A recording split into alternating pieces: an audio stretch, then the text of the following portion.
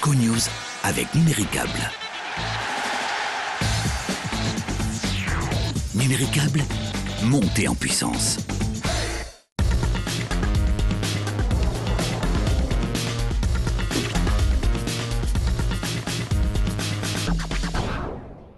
Entre rumeurs et poissons d'avril, difficile de dire sur quel pied danser. Ce matin, en ouvrant les pages sport du Courrier de l'Ouest, on pouvait lire que de sources brésiliennes, l'Olympique lyonnais, sextuple champion de France en titre, serait intéressé par Vinicius, le milieu brésilien du SCO. Nous avons donc demandé à l'intéressé ce qu'il en était. Vinicius a nié tout contact avec l'OL et a même déclaré ne pas être au courant de cette information. Du coup, nous avons sollicité Olivier Piqueux, le manager général d'Angers SCO, pour en savoir un peu plus. Moi, je pensais aussi que c'était un poisson d'avril. Non, plus sérieusement, il y a des contacts effectivement avec d'autres clubs, mais c'est vrai que Lyon, aujourd'hui, en tout cas, ils ne m'ont pas contacté. J'ai pas eu de discussion, pour tout vous dire, avec mon joueur. On n'est pas dans cette phase de discussion, on est plutôt sur une phase de négociation pour qu'il continue l'aventure avec nous. Donc voilà, j'ai pris ça comme une bonne nouvelle, si l'OL est véritablement intéressé par un de nos joueurs. Mais pour tout vous dire, officiellement, j'ai reçu aucun contact. De toute façon, le club du président Willy Bernard n'est pas vendeur.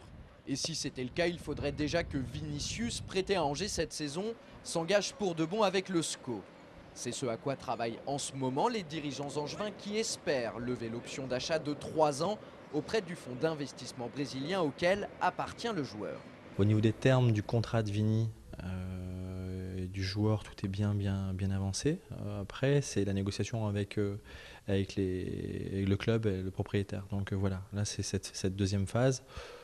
Bon voilà, les événements de notre championnat nous font un peu retarder aussi la situation, mais ça évolue de façon très positive. Et j'espère que d'ici 2 bonnes semaines, tout devrait être terminé. Contrairement à Olivier Piqueux, le cas Vinicius n'a pas vraiment fait sourire Jean-Louis Garcia. Ce matin, à l'issue de la séance d'entraînement, le coach du SCO a même parlé de conneries en ce qui concerne l'actualité relative aux Brésiliens. Pourtant, peu de temps auparavant, le technicien angevin avait plutôt le sourire en constatant qu'à 2 jours du déplacement de son équipe à Tours, il pouvait s'appuyer sur la quasi-totalité de son effectif, contrairement à la semaine dernière, où 5 de ses joueurs avaient rejoint leurs sélections respectives en vue des qualifications à la Coupe du Monde 2010. Il faut reconnaître que c'est des joueurs importants aussi qui étaient absents et ce sont des cadres dans l'équipe. Je pense à Bruno Kelemanga, Paul Alouefoulou notamment, ce sont des joueurs importants dans notre organisation, dans notre efficacité. On va pouvoir faire des séances où il va y avoir un petit peu de concurrence. Je vais avoir des choix délicats à effectuer vendredi parce que j'ai vraiment un groupe qui va être, j'espère, au grand complet.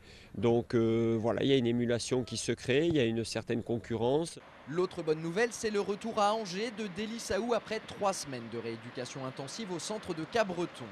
Absent depuis le mois d'août en raison d'un problème à la hanche, le latéral gauche angevin a repris la course cette semaine.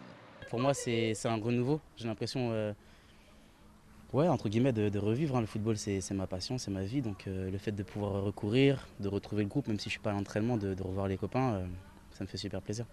Et puis, comme nous vous l'annoncions hier, Angers 7 vous propose de gagner des places pour assister à la rencontre entre Angers et Guingamp le 10 avril prochain. Pour cela, répondez à cette question. 2 joueurs d'Angers et de Guingamp portent le même nom de famille. Qui sont-ils? Vous pouvez nous adresser votre réponse par mail à cette adresse sconews@angers7.fr.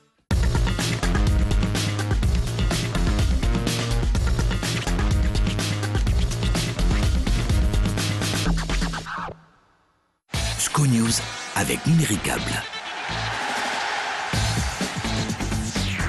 Numéricable, montez en puissance.